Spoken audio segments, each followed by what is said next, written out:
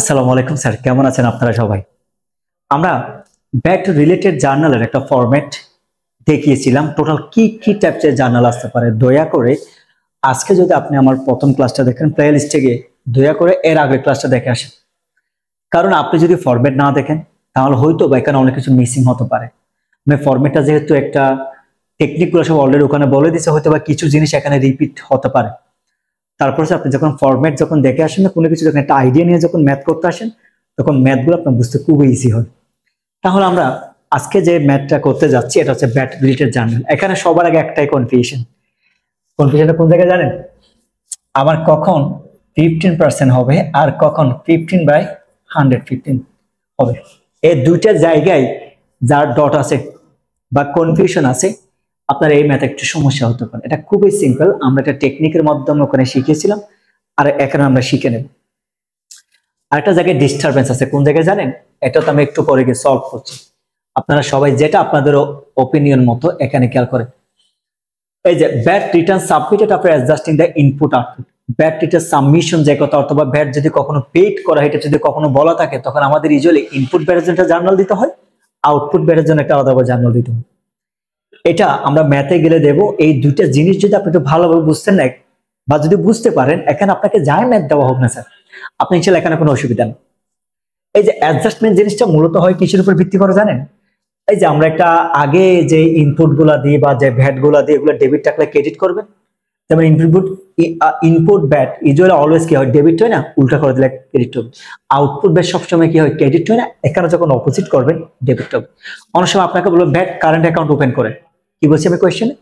VAT current account make করতে বলছে আপনাকে, তখন তো আপনার 100+ এটা বলা থাকলো জার্নালের মধ্যে এটা করতে হবে, বলা না থাকলেও করতে হবে না। আপনার ব্যাট কারেন্ট অ্যাকাউন্টে কখনো একুইটি ইনফরমেশন আসবে।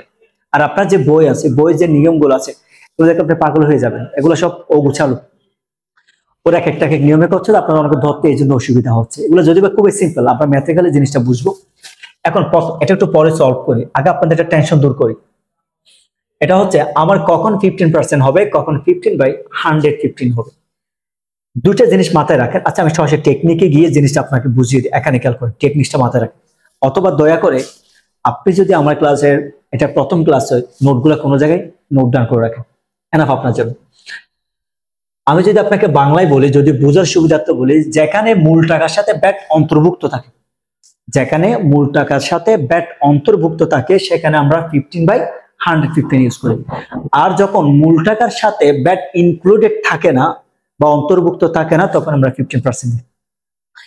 জিনিসটা একটু কঠিন হয়ে গেছে মনে হচ্ছে, তাই না? আচ্ছা আমরা একটু এটা থিওরিটিক্যালটা বাদ দিই, আমরা এবার টেকনিক্যালে শিখি। কারণ স্যার থিওরিটিক্যাল এগুলো শুনতে ভালো লাগে, শুনতে ভালো লাগে, যখন ম্যাথ করতে যাবেন তখন তার ভালো লাগবে না।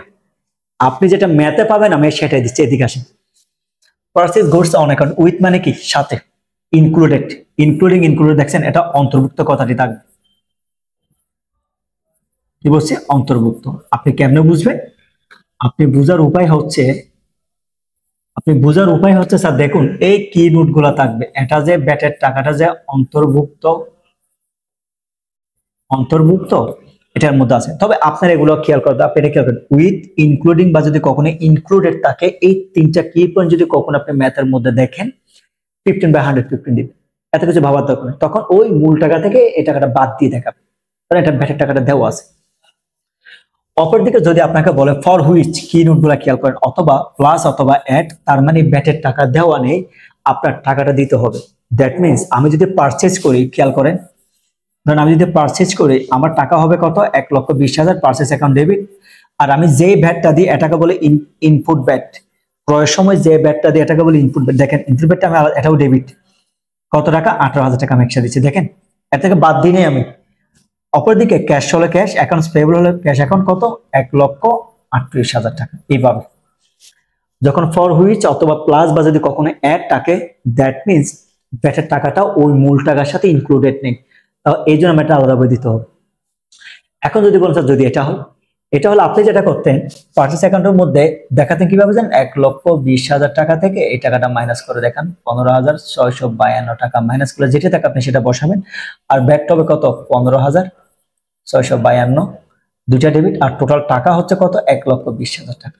দেখছেন মানে কারণ এখানে 1,20,000 টাকার মধ্যে কিন্তু ব্যাটের টাকাটা ইনক্লুডেড আছে। এই জন্য আমি যখন পারচেজ করছি 1,20,000 থেকে এই টাকাটা মাইনাস করে যে অ্যামাউন্টটা দেখো আমি সেটা বসাচ্ছি, ব্যাটের মধ্যে ব্যাটের অ্যামাউন্টটা বসাচ্ছি, কিন্তু মূল টাকা দেখেন 1,20,000 টাকা। এটাই মূলত এই দুইটার মধ্যে পার্থক্য। কনসেপ্টটা ক্লিয়ার? এটা পারচেজ হোক সেলস হোক ফর্মুলা কিন্তু অ্যাজ ইউজুয়াল একই টাকার ক্ষেত্রে। এবার তাহলে আমরা মাথায় নেই, ম্যাথ করার আগে কোনো জায়গায় লিখে রাখেন উইথ ইনক্লুডিং ইনক্লুড টাকা আমরা 15/115 দিব। আর যদি কখনো ফর হুইচ প্লাস অথবা যদি কখনো অ্যাড থাকে আমরা ইউজুয়ালি 15% দিব। টাকাটা ওখান থেকে বাদ দিয়ে করবো, এখানে আলাদা যোগ করে দেখাবো। Concept clear? এবার আসে এটা প্রিভিয়াস বোর্ডের ম্যাথ 11 সালে, দেখি আমরা এটা কি রকম হয়। ওকে ফাইন, দেখুন sir, Sohan is a VAT registered rate. He has the following transaction in the month of January 2010. Open VAT current account for টাকা 1,50,000। খেয়াল করে আপনি VAT কারেন্ট অ্যাকাউন্টের জন্য আমরা ফরম্যাটে জার্নাল কি শিখেছিলাম, যখন আপনাকে বলবে VAT কারেন্ট অ্যাকাউন্ট ওপেন করা হলো, একটা journal VAT current account debit cash অথবা ব্যাংক অ্যাকাউন্ট ক্রেডিট, যদি থেকে যে কোনো একটা দেওয়া যায়। সেফটি যেহেতু আমার এখানে কি আছে লাইক আপনি এই ফরম্যাটে দিতে পারেন, এই ফরম্যাট দিলে ভুল হবে না। মানে অনেক ক্ষেত্রে হয় কি, যদি ব্যাট কারেন্ট অ্যাকাউন্ট এটা আসলে আলটিমেটলি আমরা ব্যাংকে গিয়ে করি, তাই না?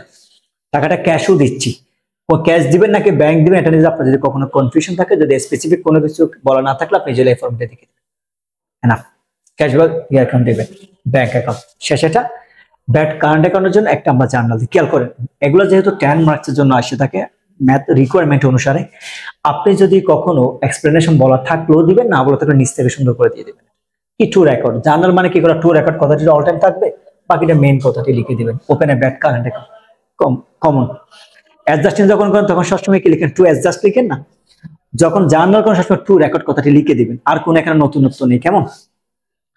তাহলে একটা ওপেনের জন্য জার্নাল কি হচ্ছে, ব্যাট কারেন্ট অ্যাকাউন্ট ডেবিট। আমরা যেহেতু সরকারের কাছে গিয়ে একটা অ্যাকাউন্ট খুলি ব্যাংকের সরকারকে জমা দেওয়ার জন্য, দেখা বলে ব্যাট কারেন্ট অ্যাকাউন্ট, অপরদিকে আমরা ক্যাশ বা ব্যাংক ক্রেডিট করেছি। গেল এক নম্বরটা আমার জন্য শেষ। এবার দেখেন পারচেজ ফর ক্যাশ টাকা, আপনি ক্যাশে কিনছেন কিন্তু ধারে বলে নাই।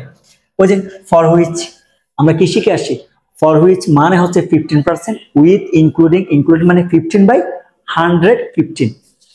এখন আমি যে কিনছি 1,80,000 টাকার, তার উপর 15% আমার কি হবে, ব্যাট দিতে হবে। আমি ব্যাট এখনো দিই নাই, এটা এর বাইরে, মানে 1,80,000 টাকার বাইরে।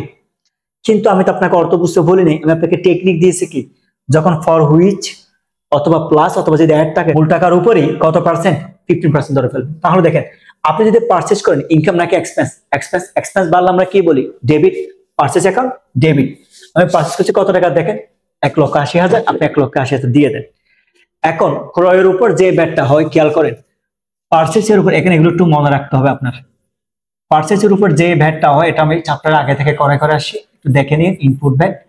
আর যখন সেলস এর উপর যখন কোনো ভ্যাট হয় এটাকে বলি আমরা আউটপুট ভ্যাট। আর ইনপুট ভ্যাট সবসময় ডেবিট, কারণ আমি কিনে আনার জন্য আমার এক্সট্রা আরেকটা টাকা খরচ দিতে হচ্ছে, এটা আমার জন্য খরচ, বেড়ে গেলে ডেবিট এর কারণ। অপরদিকে আপনি যদি খেয়াল করেন এখানে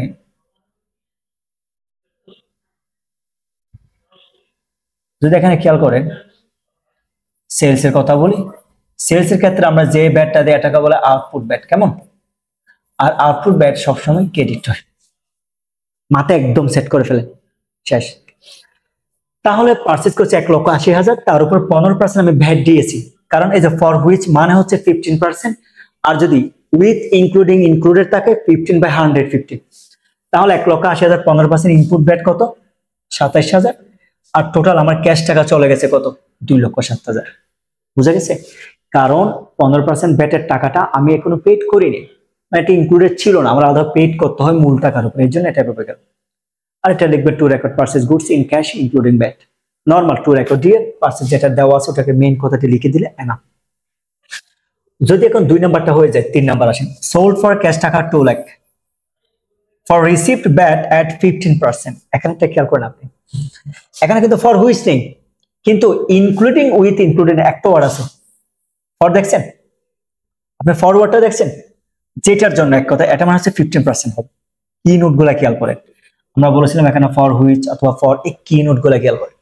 এখন আমি যদি ক্যাশে বিক্রি করি, আমার কাছে কি আসছে, ক্যাশ, ক্যাশ বেড়ে গেছে মানে অ্যাসেট বেড়ে গেছে, ক্যাশ অ্যাকাউন্ট ডেবিট। আমার ক্যাশ অ্যাকাউন্ট কত স্যার, আমার ক্যাশ অ্যাকাউন্ট আসছে 2 লক্ষ, কিন্তু 2 লক্ষর সাথে ব্যাট কত পার্সেন্ট দেখুন তো একটু কাইন্ডলি আমার। ব্যাট কত পার্সেন্ট? 2 লক্ষের 15%, মানে 30,000, তাই না স্যার? আমি যখন সেলস করি ব্যাটটা তো আমিই নিই, গভর্নমেন্টের পক্ষ হয়ে আমিই নিই, আমি আমারটা বাদ দিয়ে যেটা থাকে সেটা ব্যাট পেয়েবল বলি। কিরকম? ধরেন আমার আউটপুট ব্যাট যদি আমি সেলস এর যদি ব্যাট যদি হয় ধরেন 10,000 টাকা রিসিভ করলাম, এখন আমার ইনপুট ব্যাট কত? 5,000, পার্সের সময় যেটা বাকি থাকে 5,000, এটা ব্যাট পেয়েবল। এটা আমার থেকে গভর্নমেন্টকে 5,000 টাকা পেড করতে হবে, কেমন?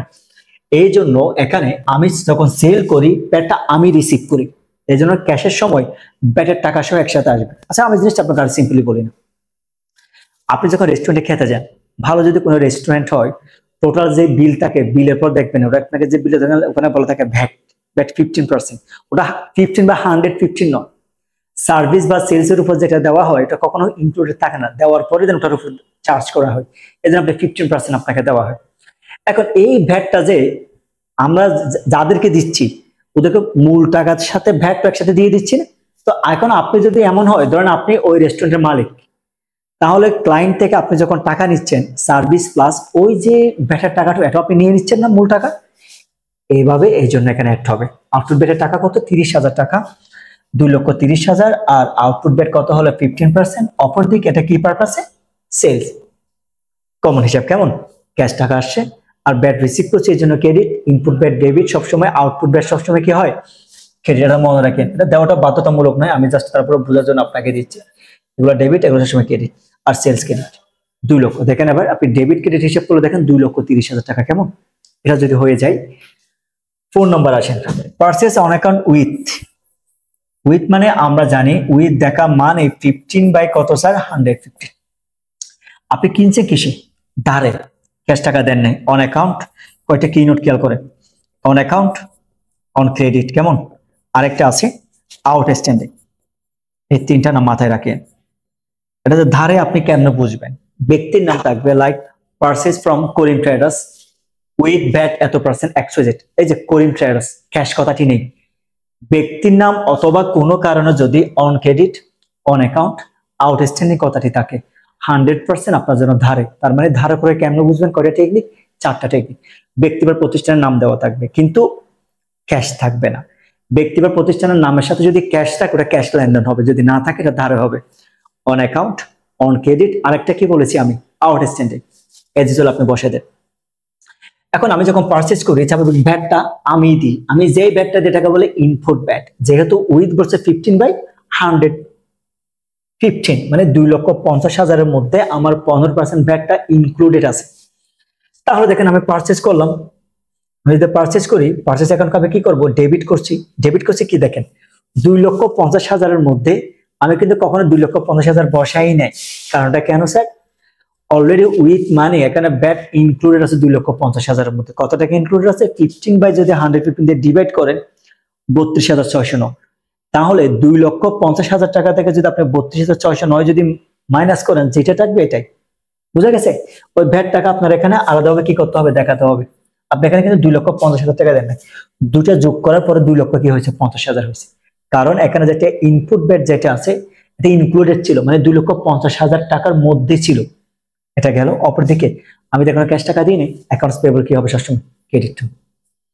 যদি এটা হয়ে যায় 4 নাম্বার, এবার আপনি 5 নাম্বার আসে। ওকে, সোল্ড অন অ্যাকাউন্ট উইথ, আবার উইথ আছে। এবার আমি ধারে বিক্রি করছি, ধারে যদি বিক্রি করে আমার কাছে টাকা আসে না, আমি যার কাছ থেকে টাকা পাবো সে হবে আমার রিসিভেবল। কিন্তু কত টাকা? 4 লক্ষের মধ্যে 15% ইনক্লুডেড আছে। কেমনে বুঝছেন আপনি? এজ এ উইথ, উইথ মানে হচ্ছে কত? 15/115। তাই তো? আপনাদের তো সবচেয়ে প্রবলেম এগুলা নিয়ে হয়েছিল। কিরকম মেসেজ করতে করতে ফাটাই ফেলছেন না স্যার? কিরকম স্যার? সব বুঝি, ম্যাথ একই রকম, কিন্তু কোন জায়গায় 15/115 আর কোন জায়গায় কত? মানে 15%। প্লিজ স্যার এটা নেন। আর অনেকে রিকোয়েস্ট করছেন ইনভেন্টরির চ্যাপ্টারটা নিয়ে, অনেক বেশি রিকোয়েস্ট আছে আপনাদের কস্ট অ্যাকাউন্টিং অথবা যারা ম্যানেজমেন্ট অ্যাকাউন্টিং পড়ছেন তাদের। ইনশাআল্লাহ স্যার আমি এই চ্যাপ্টারটা শেষ করার পর খুব দ্রুত, আশা করি এটা আপনি 1 মান্থের মধ্যে পেয়ে যাবেন। ইনভেন্টরি ম্যানেজমেন্টের যে ক্লাসগুলো থাকে এগুলো হাইয়েস্ট হলো 1 মান্থ ইনশাআল্লাহ পেয়ে যাবেন। অলরেডি এগুলা প্রসিডেড, মানে কাজ যদি বলি মোটামুটি রেকর্ডেড কাছাকাছি, আপলোডটা দেওয়াই বাকি, ইনশাআল্লাহ এগুলো পেয়ে যাবেন আপনারা সিরিয়ালে। এখন তাহলে আপনি যদি খেয়াল করেন, আমি সোল্ড করছি কত? আমার রিসিভেবল, আচ্ছা আমি সোল্ড করছি কিন্তু ক্যাশ টাকা পাই নাই ধারে, আমার রিসিভেবলের সাথে আমারটা এটা একটু হিসাব করতে হবে কিরকম দেখেন। আমার রিসিভেবল হচ্ছে কত 4 লক্ষ টাকা, কিন্তু আমার আউটপুট ভ্যাটটা হচ্ছে কত, যেহেতু ওই ভ্যাটটা অলরেডি ইনক্লুডেড 15/115 কত 52,174 টাকা, সেলস করছে কত 3,47,826 টাকা। এখানে একটা মজার জিনিস খেয়াল করুন, আপনি যখন ক্যাশ সেলস করেন তখন ক্যাশের সাথে আউটপুট ভ্যাটের টাকাটাও নিয়ে ফেলে, কিন্তু আপনি যখন ধারে করছেন আপনি টাকাতে কোনো পান নাই, এই জন্য আপনি এটাকে ওই মূল টাকা থেকে দেখে বাদ দিয়ে রেখে দিচ্ছেন, জিনিসটা একটু আগেটার সাথে মিলাই নিয়ে। যেমন আচ্ছা আমি এখানে মিলিয়ে দিই আপনাকে একটু, আপনি এখানে খেয়াল করেন আমার টাকা ছিল কত, এটা 3 নাম্বার যেটা আছে 2 লক্ষ টাকা। কেমন, যখন ক্যাশ রিসিভ করছেন তখন ব্যাটের টাকা আপনার সাথে ইনক্লুডেড 2,30,000 করছেন। অপরদিকে এটা রিজন ছিল, রিজন হচ্ছে এটা টাকা তো এখানে ইনক্লুডেড ছিল না, এই জন্য হয়েছে মূলত, আর এখানে ইনক্লুডেড টাকার কারণে মূলত টাকাটাকে বাদ দিয়ে দেখানো হয়েছে। এটাই সিম্পল, এভাবে বুঝেন, আর ডেপথে যাওয়ার দরকার নেই। এটা যদি হয়ে যায়, এবার দেখেন VAT deposit to government treasury for টাকা 60,000। স্যার সিম্পল একটা কথা বলি, VAT deposit to government treasury for যে কথা, এই যে open VAT current account, same কথা, VAT current account debit, cash বা ব্যাংক অ্যাকাউন্ট ক্রেডিট না স্যার, এটা বড় অবশ্যই VAT current account debit, cash বা ব্যাংক অ্যাকাউন্ট ক্রেডিট কত টাকা হবে 60,000 টাকা, এই যে এটা বসে দেন, এটাও শেষ। যদি এটা হয়ে যাবে আপনি 7 আসেন, পারচেজ আ মেশিন ফর টাকা 6 লাখ ফর হুইচ পেড টাকা, ব্যাট এট 15%, পারচেজ সাপ্লাইজ। দয়া করে একটা জিনিস আগে মাথায় সেট করে নেন, এখানে যে মেশিনটা কিনছে এটা আমার প্রোডাক্ট হিসেবে আসে নাই, কারণটা কেন, আমার বিজনেসটা কি রিলেভেন্ট একটু আপনি দেখেন, এটা bat registered following the transaction. এখানে একবারও আমি মানে মেশিন সাপ্লায়ার বা মেশিন আমার গুডস হিসেবে কথাটি বলেন, এটা অ্যাসেট। পারচেজ এবং গুডস ছাড়া আদার যতগুলো থাকে লাইক পারচেজ গুডস অথবা সেলস, এই কথাটি ছাড়া যদি আদার কোনো ফিক্সড অ্যাসেট এক্সপেন্সের সাথে যদি কখনো ব্যাট অ্যাড থাকে, ওই ব্যাটের টাকাটা যোগ করে বসাবেন, কিন্তু ব্যাটের জন্য আলাদাভাবে এই যে আমরা একটা ইনপুট ব্যাট আউটপুট ব্যাট দিই না, ওটা আসবে না। কি বলছে আবার বলে, আমি বললাম আমরা যখন পণ্য যখন ক্রয় করি পারচেজ করি তখন আমরা ব্যাটের টাকাটা ইনপুট ব্যাট বলি, সেলসের ক্ষেত্রে আউটপুট ব্যাট বলি, কিন্তু আপনি যখন কোন একটা ফিক্সড অ্যাসেট পারচেজ করবেন অথবা কোন একটা যখন খরচ দিবেন, সাপ্লাইজ কিনছেন খরচ, মেশিন কিনছেন খরচ না স্যার, এইরকম যেগুলো থাকে এগুলো ব্যাটের টাকাটা একসাথে বসায়, কিন্তু ইনপুট ব্যাট আউটপুট ব্যাট কথাটি কখনো আসে না। আসেন আপনি দেখেন, এবার নর্মালি আপনি যদি মেশিন পারচেজ করেন জার্নাল কি হয়, machine account debit, cash account credit, এখানে কিসে কিনছে, ক্যাশে কিনছে, টাকা ক্যাশ ক্যাশে কিনছে। তাহলে আপনি যেটা করতে পারেন, ক্যাশ কে আপনি কি করতে পারেন অথবা ব্যাংকে আপনি ক্রেডিট করতে পারেন। তবে একটা জিনিস খেয়াল করেন, আপনি এখানে ইনপুট ব্যাট নামে এই যে আমরা সেলস হলো আউটপুট ব্যাট বা পারচেজ করলে ইনপুট ব্যাট যেটা আছে, এখানে দিয়েছেন কিনা দেখেন তো, সাপ্লাইসে দিয়েছেন কিনা দেখেন তো, দেন নাই, কারণ ওখানে আলাদাভাবে কোনো ব্যাটের টাকাটা হিসাব করে দেওয়া হয় না, এই জন্য এখানে কখনো আসবে না। কি কি বলছে, অ্যাসেট এবং আদার যতগুলো এক্সপেন্স আছে এগুলো যদি কখনো কোনো ব্যাট ধার্য করা হয়, ব্যাটের টাকাটা যোগ হয়ে যাবে। কেমনে দেখেন, যেমন এই যে 6,15% কত 90,000, তো আপনি কত টাকা লিখছেন দেখেন 6,90,000, কিন্তু ইনপুট ব্যাট নামে কোনো কথা আপনি লিখেন নাই। এটা কখন লিখবেন, আপনি প্রোডাক্ট বা গুডস পারচেজ করলে অথবা সেলস করলে যেটা থাকবে ওখানে বসাবেন, আদার্স ক্ষেত্রে আসবে না। সাপ্লাইসও বরাবর সেম, সাপ্লাই 40,000 15% কত হয় দেখেন আপনি 6,000 মোট টাকাটা দিয়েছেন, এখানে কোনো ইনপুট ব্যাট বা এই টাইপের কোনো কিছু আসে না। তাহলে ভুল করার জায়গায় কয়টা পাইছেন, 2-3টা পাইছেন। এক নম্বর 15/115 একটা 15%, কেমনে দিবেন এই টেকনিকটা দিয়ে জার্নালে বুঝিয়ে দিলাম, আলহামদুলিল্লাহ এটা শেষ। দ্বিতীয় পর্যায়ে আসেন, এই যে কোন একটা ফিক্সড অ্যাসেট অথবা যদি এক্সপেন্সের ক্ষেত্রে যদি ভ্যাট দিতে হয়, ভ্যাটের টাকাটা যোগ হয়ে বসে, কিন্তু আলাদাভাবে ইনপুট ব্যাট আউটপুট ব্যাট এই লাইনটা বা অ্যাকাউন্টটা কখনো আসবে না। আশা করি ইনশাল্লাহ সমস্যা হওয়ার কথা না, খুবই সিম্পল ম্যাথ। আল্লাহ যদি ইনশাল্লাহ আমরা নেক্সট আরেকটা ম্যাথ শুরু করবো, এখান থেকে আরো রিলেভেন্ট বা ক্রিটিক্যাল ম্যাথ কি কি আসে সামনের দিকে যাবো আমরা ইনশাল্লাহ। সবাই ভালো থাকবেন, সালাম।